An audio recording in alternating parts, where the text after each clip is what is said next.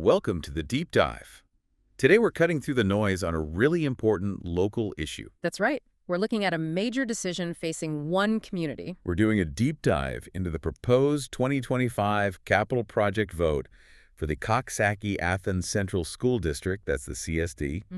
It's a pretty hefty $23.4 million investment plan we're talking about.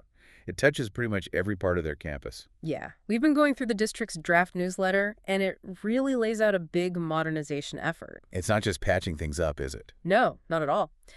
This seems to be about really upgrading facilities, improving health and safety, and frankly, getting some educational spaces out of the past. Okay, so $23.4 million. That's a number that definitely gets your attention, especially when it comes to a local vote. For sure. Our mission here is to unpack all of this. We want to understand how they came up with this proposal, what exactly they plan to fix or build, and maybe most importantly for you listening, figure out the financial side, why the local tax impact seems much smaller than that big sticker price. And that financial piece is critical. It's really key to understanding the whole thing.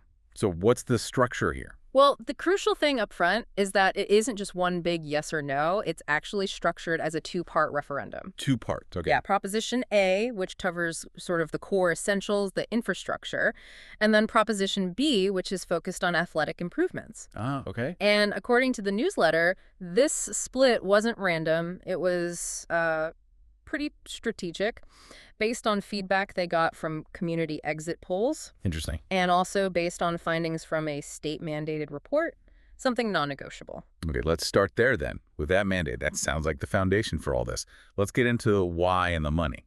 Absolutely. So the push for a project this big really starts with a New York State requirement. Okay. Every public school district has to do what's called a Building Condition Survey, a BCS, every 5 years. A BCS. Right. So it's like a required checkup for the buildings. Exactly. Think of it like a mandatory, really thorough physical for every single facility. It identifies everything that needs fixing or replacing to keep things safe and functional. So the state makes them look closely at everything. Yes. Wow. And then the district took those required fixes from the BCS, and they combined them with feedback gathered over, I think it was 2 years. Wow. 2 years of community input. Yeah, talking to residents, getting specific ideas, and that's how they landed on this final proposal. So state requirement meets local priorities.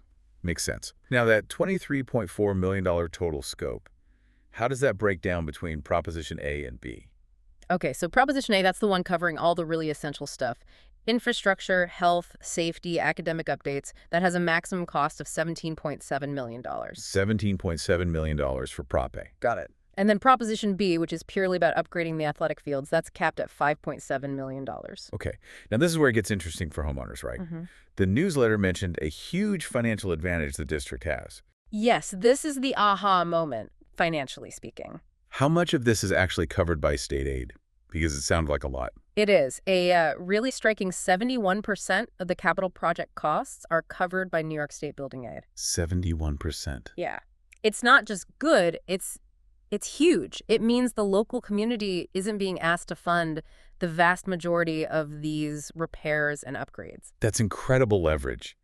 Does the newsletter say if that high percentage is typical, or did the district do something specific to get that much aid? It seems pretty clear they maximized it. The aid percentage is higher because they're prioritizing major infrastructure and health and safety fixes. Things the state really wants districts to address. Exactly. Those are highly reimbursable categories. So by tackling all this deferred maintenance and the stuff required by the BCS all at once, they get the most state money possible. Smart. Very smart. It means the district only needs to bond, basically, borrow the remaining 29%. Okay. And the plan is to finance that portion over a 15-year period. So 15 years for just under 30% of the total cost.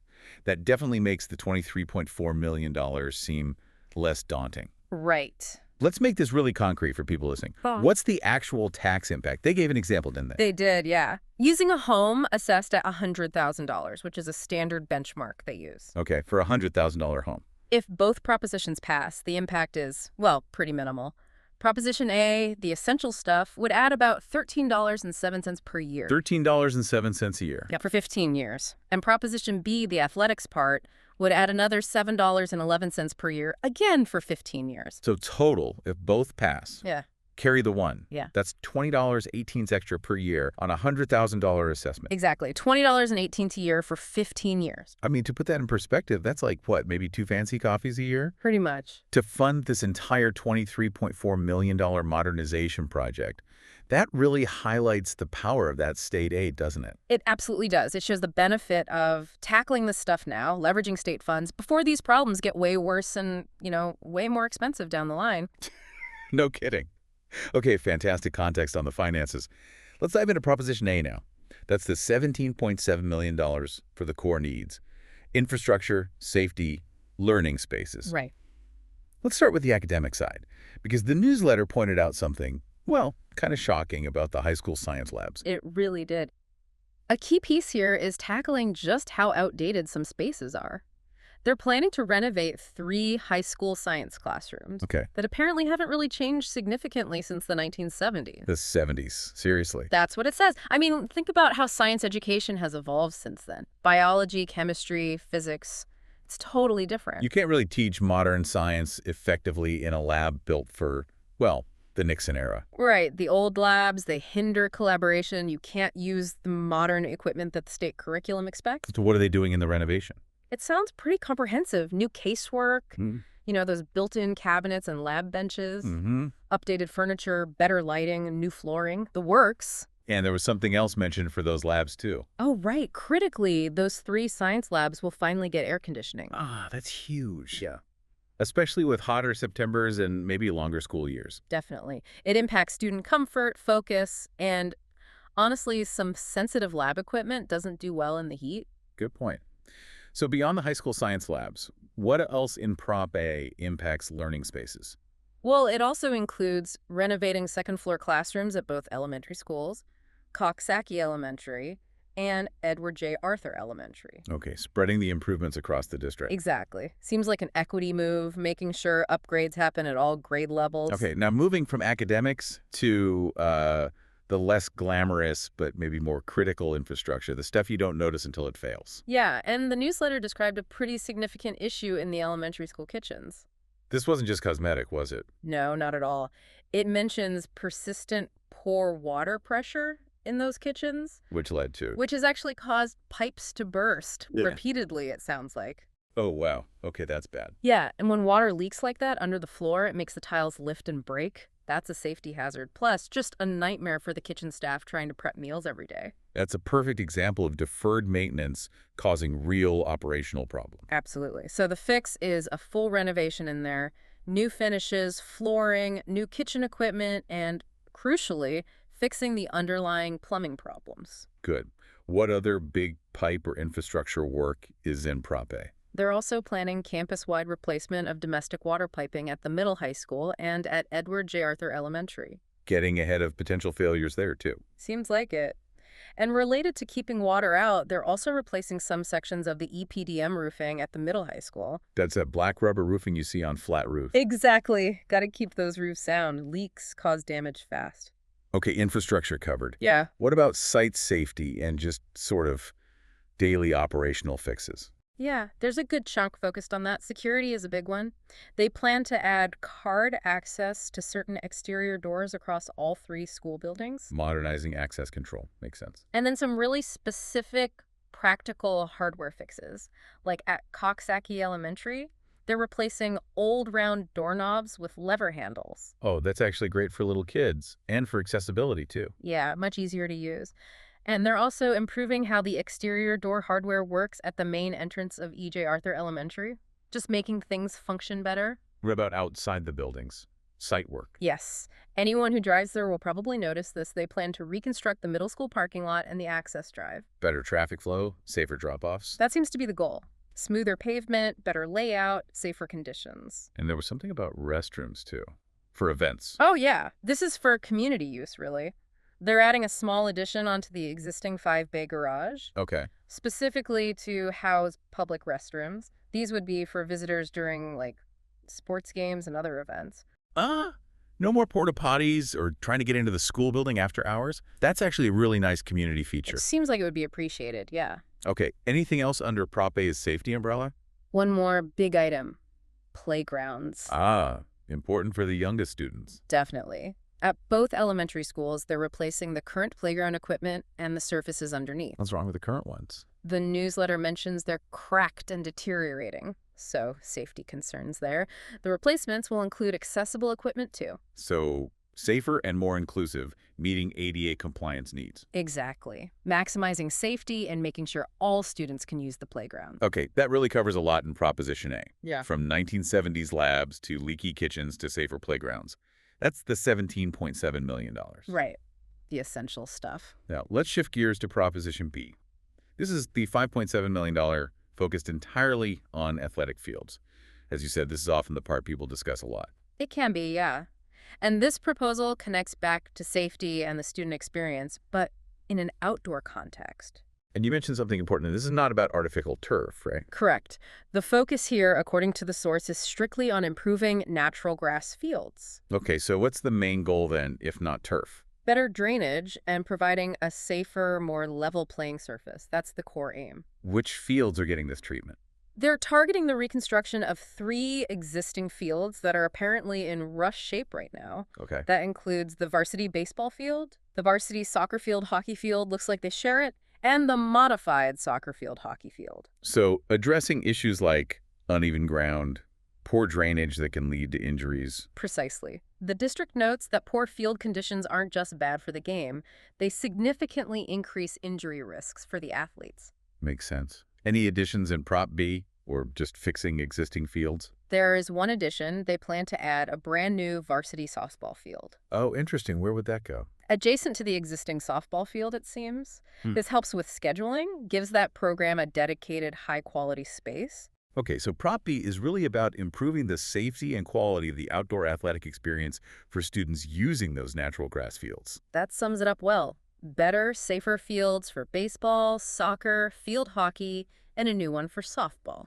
All right, so we've gone through what's in both propositions, and we've covered the surprisingly low tax impact thanks to that huge state aid percentage. Yeah, the key pieces. So for residents in the Coxsackie-Athens district who are eligible to vote, the last piece is the practical stuff. How, when, and where do they actually participate? Let's nail down the logistics. Okay. The vote itself is scheduled for Tuesday, October 7th. October 7th, got it. And the times. Polls will be open from 2:30 p.m. until 9:00 p.m. Okay, a pretty wide window, especially after work. Yeah, should give folks plenty of time. And where do people vote? There are 2 polling locations, Coxsackie Elementary School and Edward J. Arthur Elementary School. Voters go to their usual polling place within the district. Convenient. Now, who is actually eligible to vote in this? It's the standard requirements for a New York school district vote. You need to be at least 18 years old, a Okay. U.S. citizen, and you have to have been a resident of the school district for at least 30 days right before the vote. 30 days residency. Right. And if you're already registered to vote in general elections with the Greene County Board of Elections, you're automatically good to go for the school vote, too. Okay. What about absentee ballots if someone can't make it on October 7th?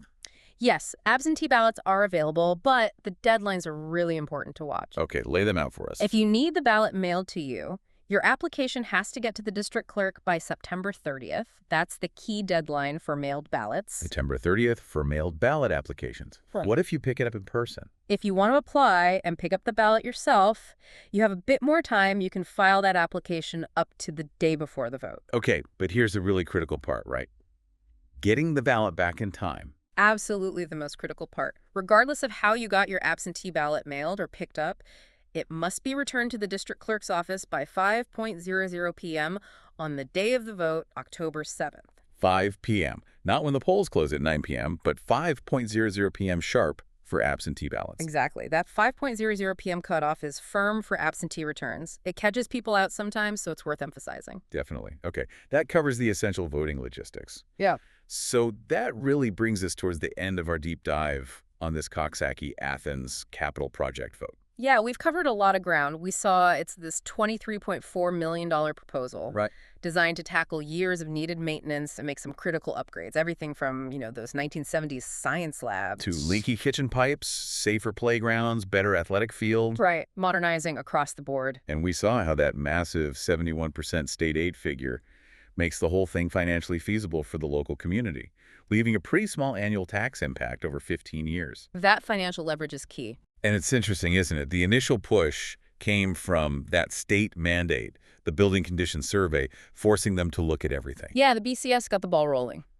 But the actual solutions, fixing specific water pressure problems, deciding they needed a new softball field, those seemed shaped by very local needs and the community feedback they gathered. It's a mix of top-down requirement and bottom-up specifics. Which leads to kind of a provocative thought for you, the listener, to maybe mull over. This whole project got started because the state made them do that comprehensive BCS inspection. Right. So the question is, would those 1970s science labs ever have gotten fixed? Would those bursting pipes in the kitchen have been addressed if that state mandate hadn't forced the issue? It makes you wonder, doesn't it? How crucial is that kind of external oversight sometimes? Is it the necessary nudge to get essential work done that communities know they need but maybe struggle to prioritize or fund on their own? Something to think about regarding how community planning and state mandates interact. We hope this deep dive gives you the clarity needed to make an informed decision on October 7th. Definitely something to consider. We'll see you next time on The Deep Dive.